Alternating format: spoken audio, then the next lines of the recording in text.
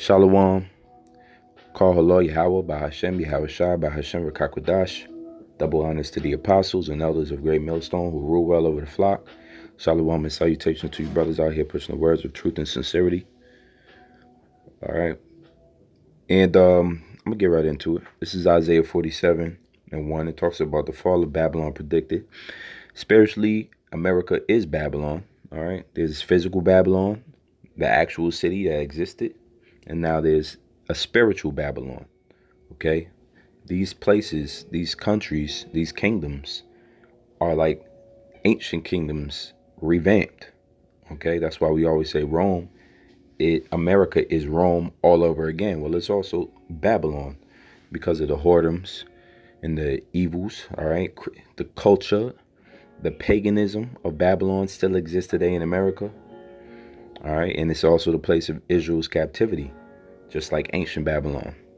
So just remember, as I'm talking about Babylon, or the scriptures are referring to Babylon, it's talking about America. These things haven't come to pass yet concerning America, and they're steadily coming to pass. So verse 1 says, come down and sit in the dust. Now dust symbolizes confusion. So this high and mighty establishment place, Babylon, is going to sit down in the dust. All right, it's going to sit down because it's going to be brought down low. O virgin daughter of Babylon. So it's talking about a specific place, the virgin daughter of Babylon. Not Babylon, the virgin daughter of Babylon. Why virgin? Because it's untouched. As a natural virgin, a woman before she has sex is known as a virgin. She's untouched. She's young. She's untouched. America is like the daughter of Babylon that is untouched. Why? Because nations haven't invaded this place. So in many ways, America is like a virgin. She hasn't had nations come in as nations was fought. World War II, World War One. These places was fought over in Europe, these wars. But America hasn't had a war on her homeland yet. So she's like a virgin. And she's a daughter because she's the spitting image of her mother, Babylon. Through the whoredoms, through the witchcrafts, through this magic, sorcery. This is the leadership of America doing the same practices as ancient Babylon did. It says, sit on the ground. And that's a seat of humility because America is going to be humbled by the Lord.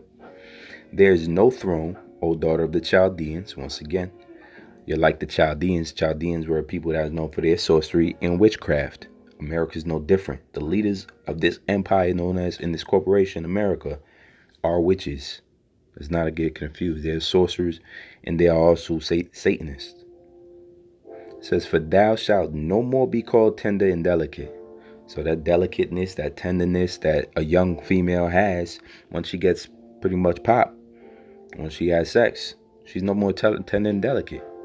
She's a woman now, whatever. So America's going to get touched. It's going to get its cherry pop, figuratively. Part 2. Verse 2, take the millstones and grind meal. Uncover thy locks, make bare the leg.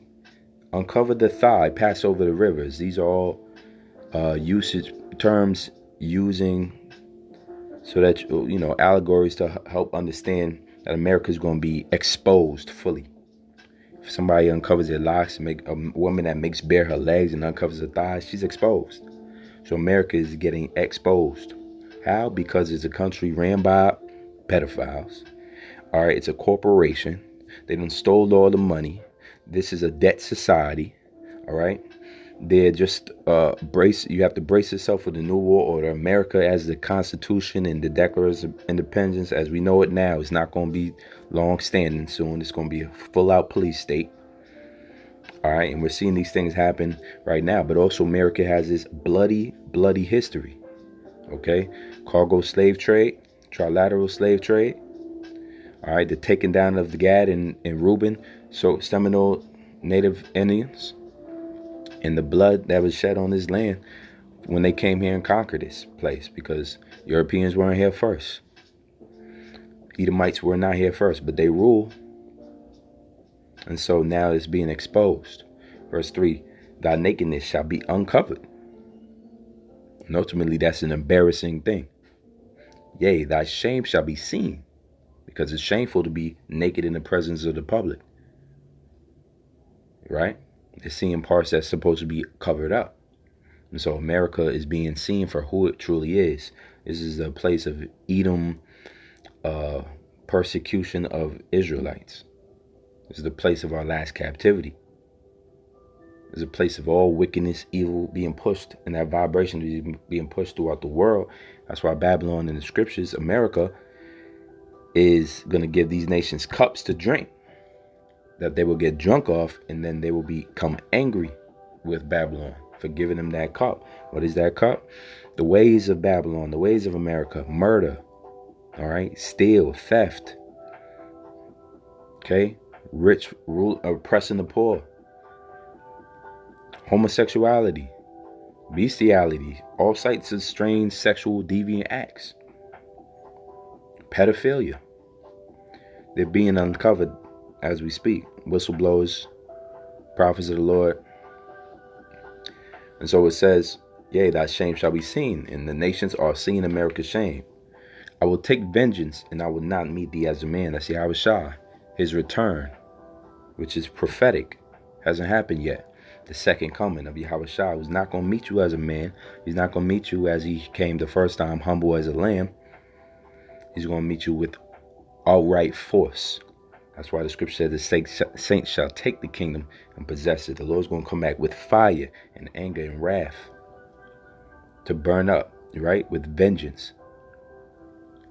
Verse 4, as for our Redeemer, the Lord of hosts is his name, the Holy One of Israel. That's who is going to not meet you as a man, because there is going to be an intergalactic war when Yahushua returns to earth. That's what we Hebrew Israelites are waiting for. You can call us fundamentally crazy and maniacs and whatnot, but when these prophecies begin to befall America and third world wars in the midst, then you're going to come shamefully looking for advice, because you're not going to know who to turn to or what to believe anymore when you start seeing the manifestations of these words that we read in. Verse 5, sit thou silent and get thee into darkness, O daughter of the Chaldeans. For thou shalt no more be called the Lady of Kingdoms. That's like America. You see the Statue of Liberty. It's like the Lady of Kingdoms. It's the most delicate, beautiful place to be at all times. I was wroth with my people. I have polluted mine inheritance and given them into thine hand. This is the nation. This is the Heavenly Father being angry at his people Israel and subjecting them to the cruelty and punishments and captivity of the Edomites. And that's the story of America right there. Slave trade, and that's the story of it right there. That's the understanding of what happened to our people and why. It says, thou didst show them no mercy.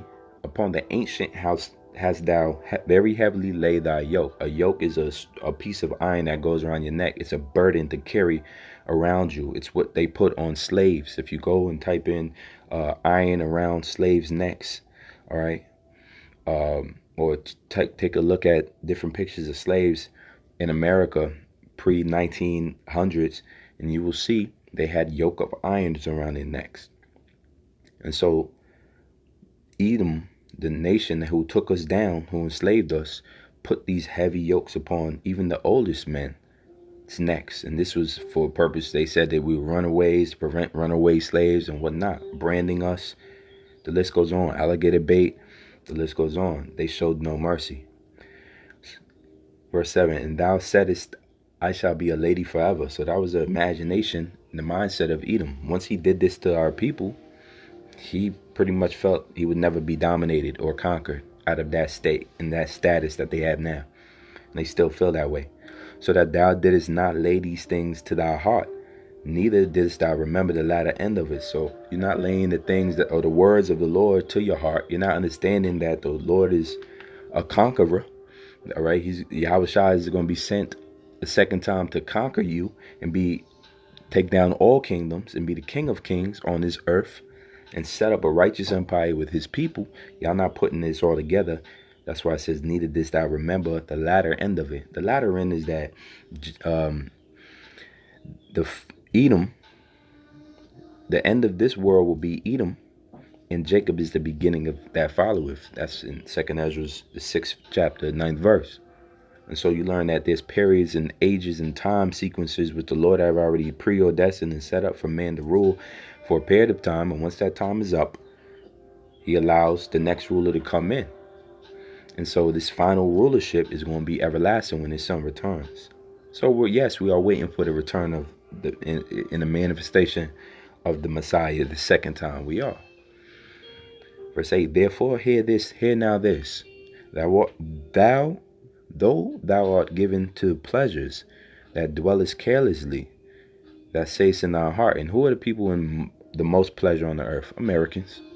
Who dwellest the most careless? Americans. Look at the women, the vibration that the women carry in America compared to all the other women on the world.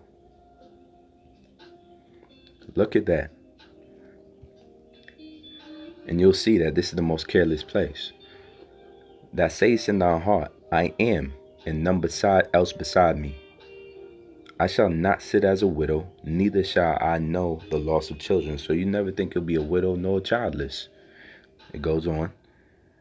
But these two things shall come into thee in a moment, in one day, because thermonuclear war takes minutes, hours, a day. There's no day 12 and day 316 to thermonuclear war. It ends just as fast as it began. The loss of children in widowhood. They shall come up upon thee in their perfection for the multitude of their sorceries. When you break down the word sorceries, even in the Greek, especially, it's pharmakia, which goes into administration of drugs.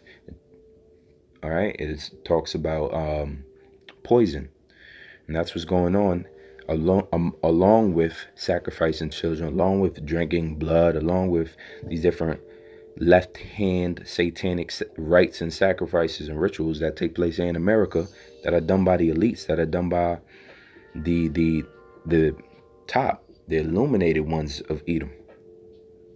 All right, so whatever the bottom is doing, just know the top has already done it. It says, they shall come upon thee in their perfection for the multitude of thy sorceries and for the great abundance of thine enchantment. So all these devastations to America is going to come for these reasons. For thou hast trusted in thy wickedness. You trust in your wickedness, you trust in your riches, you trust in these things that are just going to let you down. All right, your witchcraft is just going to let you down, and that's what the case of Edom. So the Most High is about to demonstrate what evil and what wickedness and what witchcraft can do for you when he brings down the hammer. Thou hast said, none seeth me. Thy wisdom and thy knowledge, it hath perverted thee.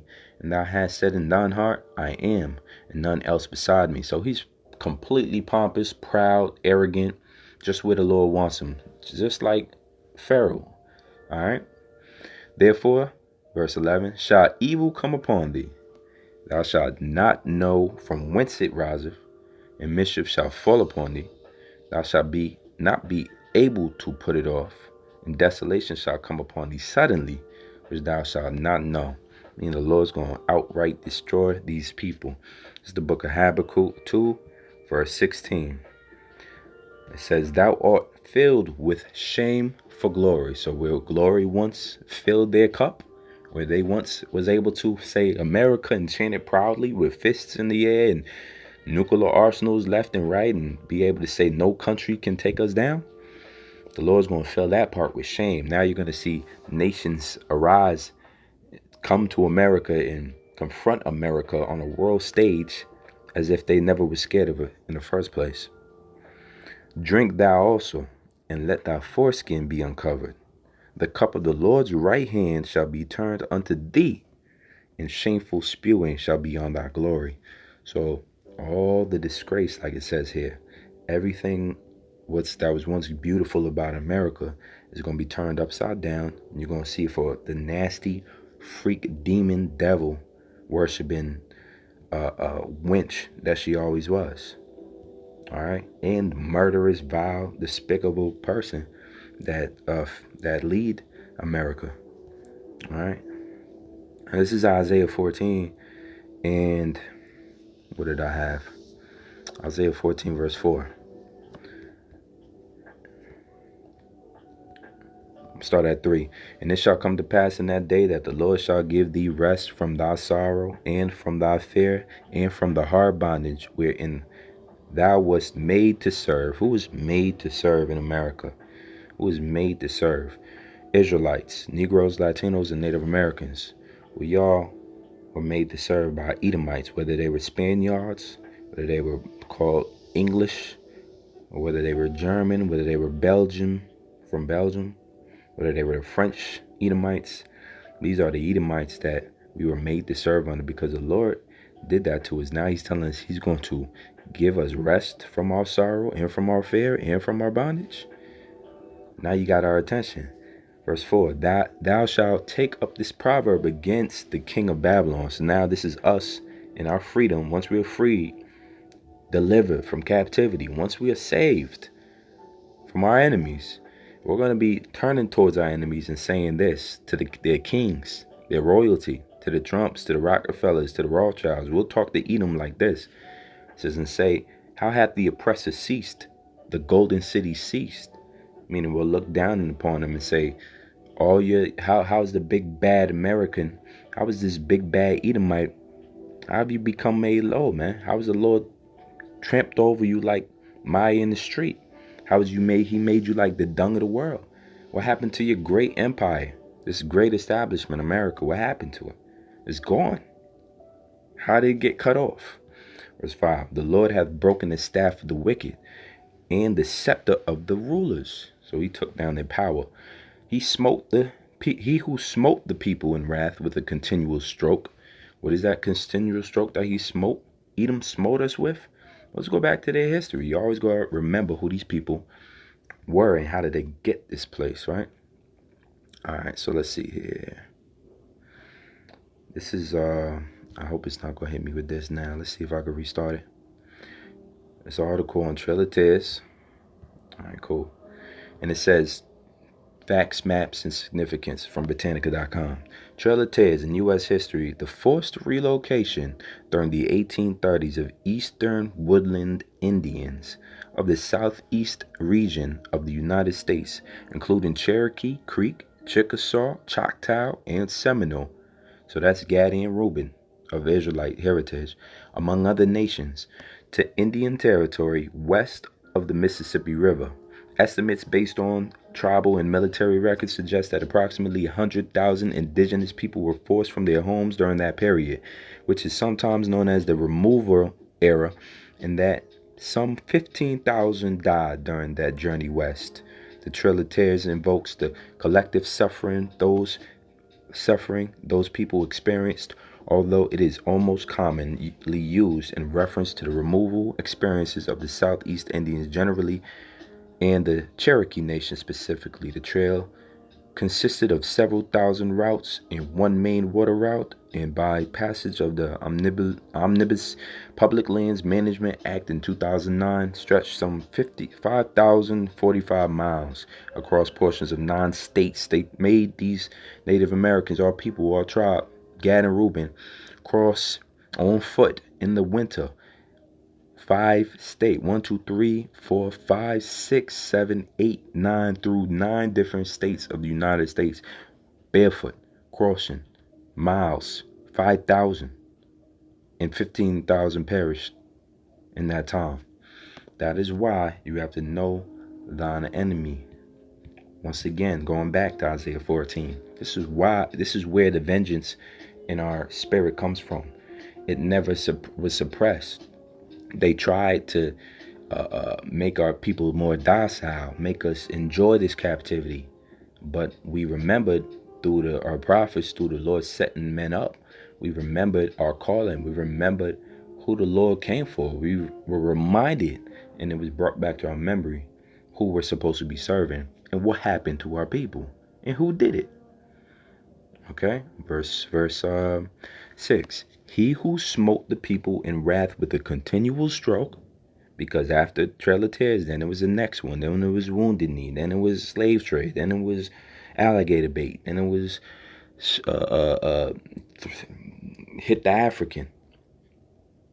It says, He who that ruled the nations in anger is persecuted. Now he's getting his, and none hindereth, meaning nobody's going to stop it once he gets his. This is vengeance told in the Bible. We love these stories. We watch them all the time. We want a good movie, and a good movie consists of somebody minding their business, somebody getting attacked, a family member it is, and then guess what? They learn how to fight. They learn how to build themselves up. They come back, and vengeance is made by taking them down.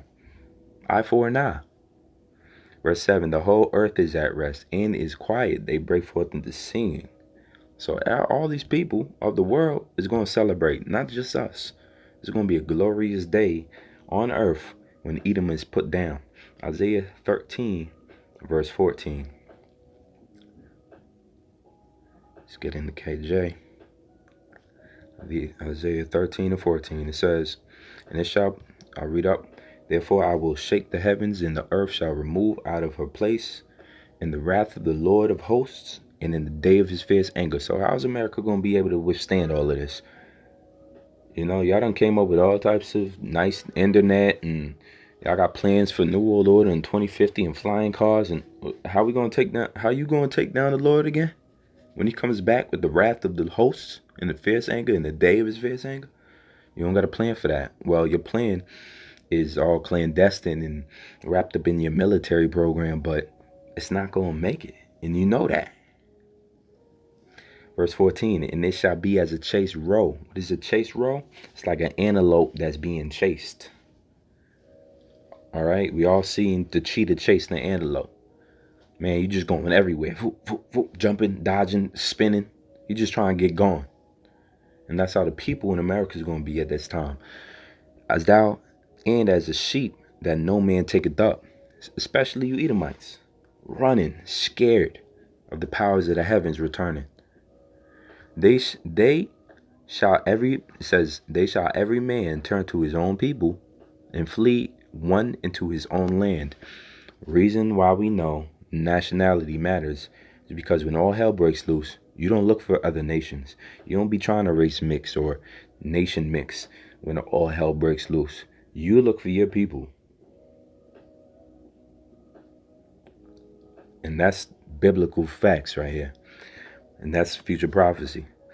Everyone that is found shall be thrust through, and everyone that is joined unto them shall fall by the sword. So even you being attached to these people who the Lord has aught with and is coming back to restore order and avenge the Lord coming back to destroy these people, you getting in the way will get yourself killed. It's best you stand back, be on the side of the Lord, so when he returns, he can redeem you and save you, which he also comes back to do. That's Revelation 7. Verse 16, their children also shall be dashed to pieces before their eyes. Their houses shall be spoiled and their wives ravished. Behold, I will stir up the Medes against them, which shall not regard silver. And as for gold, they shall not delight in it. The Medes are the Russians. Will be stirred up against America. The Lord's taking part in that as well. Their bows also shall dash the young men to pieces, and they shall have no pity on the fruit of the womb. Their eyes shall not spare. They're coming back in Gurkha troops. They're coming back militarily, and they're coming back to ultimately nuclear war, hypersonic missiles. In Babylon, the glory of kingdoms, the beauty of the Chaldees' excellency shall be as when Yahweh overthrew Sodom and Gomorrah. When you go back to Leviticus, I believe 19th chapter, you learn about Sodom and Gomorrah and how it was destroyed with fire. Maybe that was Genesis 19. It was destroyed with fire. And that's how the Lord's going to overthrow America. And there's modern day nuclear arsenals now.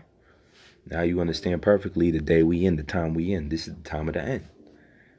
Nuclear war is coming, World War III. It shall never be inhabited, neither shall it be dwelt in from generation to generation. Neither shall the Arabian pitch tent there, neither shall all the shepherds make their fold there. So nobody's going to come here and get money no more.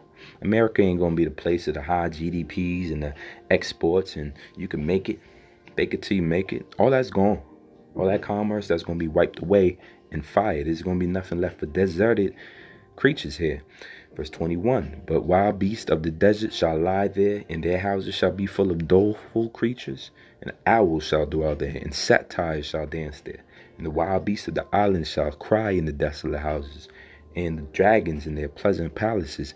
And her time is near to come, and her days shall not be prolonged. Nobody will want to go back to Babylon in that day. America, you ain't even going to want to set up shop there, man. Even the people that are known for dwelling in deserts, Arabians, ain't even going to want to come dwell in this desert. It's just going to be deserted with creatures. All right. Furthermore, we talk about shameful spewing on America, which was Habakkuk 2:16.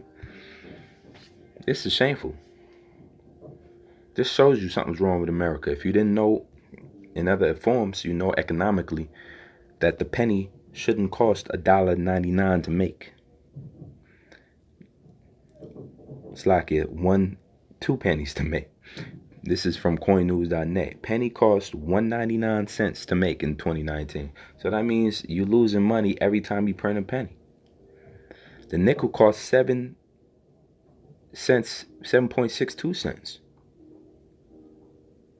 The U.S. Mint realizes $318 million in seigniorage. What does that mean? Let's read it. Seigniorage is the difference in face value of money, such as a 25 quarter coin, and the cost to produce it. Meaning they're losing $318 million. Okay, $318 million is being lost by printing their own currency. How can this place stand? That's because they done took the gold out. All right, 1913 Federal Reserve Acts and 1933 Gold Acts and whatever they did in 1990 to steal more money.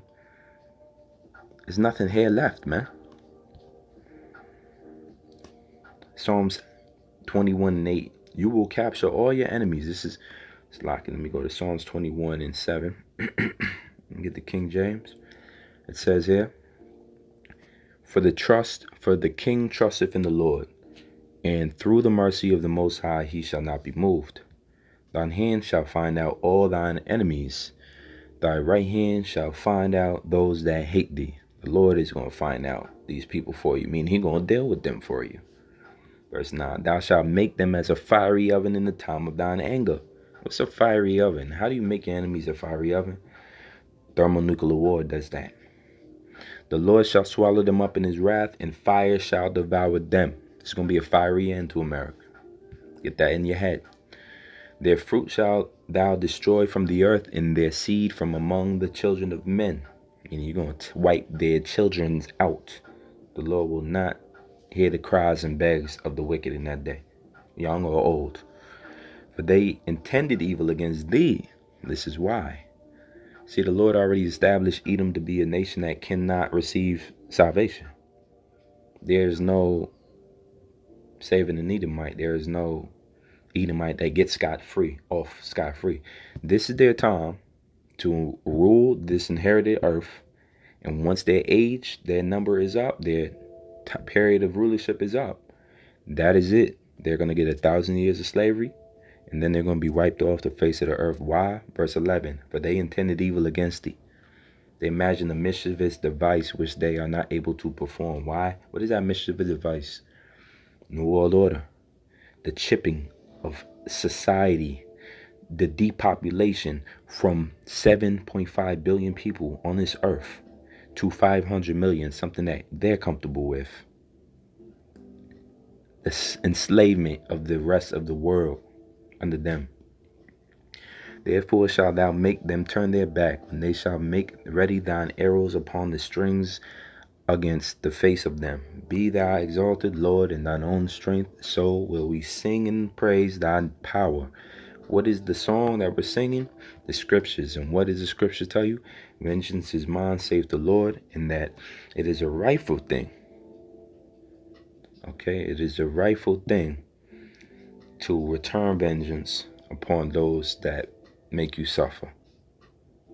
All right, it's a righteous thing to, return the trouble to them that trouble you. Job 20:15 tells you about their plans being wiped away, their New World Order plans. And what is the New World Order, and why do we keep referring to the New World Order? Well, let's look at This article by Investing Answers says, what do the symbols on the back of the US dollar mean? We know what they mean. They're Illuminati. This symbol back here, can anybody else? If it's not no secret government, what the hell is all of this? What this got to do with the founding forefathers in America? If they're not devil worshippers and witches and warlocks, what does it have to do? Why is it Latin? We speak English. What's going on here? The pyramid was originally suggested by William Barton, an artist in the Third Seal Committee, 1782. He suggested a pyramid of the 13 strata steps representing the original 13 states. All right, let's go down. Eye of the pyramid. When Benjamin Franklin, John Adams, and Thomas Jefferson gathered to discuss the seal design, they didn't discuss a pyramid. They did discuss an eye. They wanted the seal to symbolize divine providence. The all-seeing eye above the pyramid is an ancient symbol of divinity. Okay, it is also the symbol when you go to Egypt of Horus and Ra. Right, all-seeing eye symbolizes we are watching you at all times. And what does America eventually want to do? Chip the population of the world. What is that chip? It is their branding of the people. It is their branding. So now you will be a branded citizen of the world now. And that all-seeing eye is what happens after that brand. Once the brand is implemented, they can watch, track, and correct you by any measure they want to at any time. Stop you from entering, stop you from leaving, cut you off from buying and selling. This new system that is about to dominate the world and hit the world like this pandemic is going to be brought in by design to enslave the world. That's what that I means. Letters on the pyramid base. Letters symbolize 1776. They said American independence. We say 1776, May 1st, the beginning of the Bavarian Illuminati. Same year. The eagle, 13 arrows, says the eagle symbolizes strength, independence in the United States for desired peace, but always ready for war. Why? Because the eagle's holding olives in one claw, 13 olives, and 13 arrows in the other. And sometimes it's facing the arrows. 13, look at all the 13 vertical stripes. All right. 13 stars surrounded by rays. Number 13. Okay. A new Coeptus, 13 letters. E pluribus unum, 13 letters. 13 is a luministic, Masonic number. Okay? Using Latin, because this place is Rome all over again. What does the Latin mean? A new Coeptus, which means God has favored our undertaking. What is their undertaking? We're reading about it in Job. It says, under the pyramid, the phrase is Novus Ordo Seclorum, which means a new order of the ages, which, aka New World Order. All right. The enterprise is crowned with success. Last scripture, Job 20. We're in my verse 15. It says, he swallows down riches and vomits them up again. Yahweh cast them out of his belly. What is those riches? All the wealth that he obtained through his sorcery, his witchcraft, his murder, rape, and robbery. His unjust gains. His scheming. They made a big profit off of stealing the gold of Americans. Verse 16. He will suck the poison of cobras. The viper's tongue will slay him. Let's read this in the KJV. I think I got something else going on. Let's go back to the KJV. Verse 16, he shall suck the poison of asp, the viper's tongue shall slay him. He shall not see the rivers, the floods, the brooks of honey and butter, meaning he ain't going to get the new world order to be fully established. He's going to see it for a second, and then that's it. He's not going to be able to enjoy it. He's going to make it to the brooks, and to the honey and butter, and then that's it. That's it. He's just going to be able to see it, like Moses. Verse 18, that which he labored for, he shall restore, and shall not swallow it down. According to his substance shall the restitution be. To restore is restitution. Who needs the restitution? Israel. Restore from what? Being taken advantage of, being enslaved and put in captivity for all these years, even down to today. Yes, we are in a physical and spiritual captivity if you don't know who you are, but constantly under the depressive eye of Edom. Constantly. That's what Social Security numbers, that's what income tax, who we got to pay is who we are servant to. The borrower is subject to the lender. Who you got to borrow your money from to have a normal life is who you are a slave to. The banks, and who owns the banks? There you go. There's who owns the world, is who owns the banks. It's that simple. Verse 19, but Edom is going to restore it, right? Because he hath oppressed and hath forsaken the poor, because he hath violently taken away the house, and house which he builded not. Who built America? Who built the White House? Slaves. Surely he shall not feel quietness in his belly. He shall not save of that which he desired. There shall none of his meat be left. Therefore shall no man look for his goods. In the fullness of his sufficiency, when you're fully sufficient or suffice, that means you've had enough. Meaning when he's complete and full and had enough, when he finally realized and actualized his New World Order plans, when they come to pass, it says he shall be in straits. And that word straits, S-T-R-A-I-T, right here means degree of difficulty. I think it said it real quick. Degree of difficulty. Just take my word for it. Every hand of the wicked shall come upon him. When you go into that word wicked, as I'll do real quick, Job 20 and 22, you're going to find out that the word wicked means laborer. Every hand of the wicked. Let's see if it's...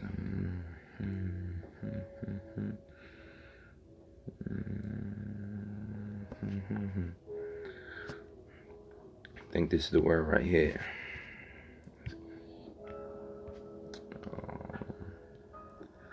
Yeah, man, I really don't like this. Here it goes, laborer. You see? That laborer, or the worker. A laborer or a worker.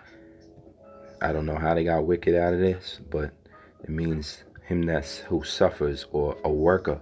Because a workman is somebody that's suffering. Meaning the worker, the slave, the laborer. As you see here, laborer. Every hand of the laborer shall come upon him. When he is about to fill his belly, we know what that means. He's about to get fat. He's satisfied. Yahweh shall cast the fury of his wrath upon him. That's when, World War III comes. And Yahweh shall returns. And the chariots return. And shall rain it upon him while he is sleeping.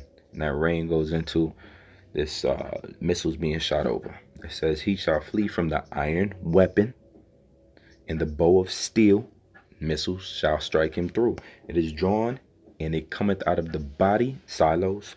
Yet the glittering sword, missiles, cometh out of his gall. Terrors are upon him.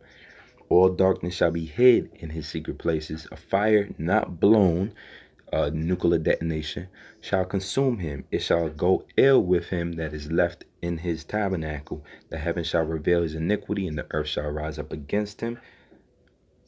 He's going to be exposed. The increases of his house shall depart, and his goods shall flow away in the day of his wrath. This is the portion of a wicked man, Edom, from Yahweh, and the heritage appointed unto him by Yahweh. There it is. Thus saith the Lord. Thus saith the Lord. I don't think I got anything else. If that was it. That was it. Covered everything. Lord willing, this video was edifying. Till next time, Shalom.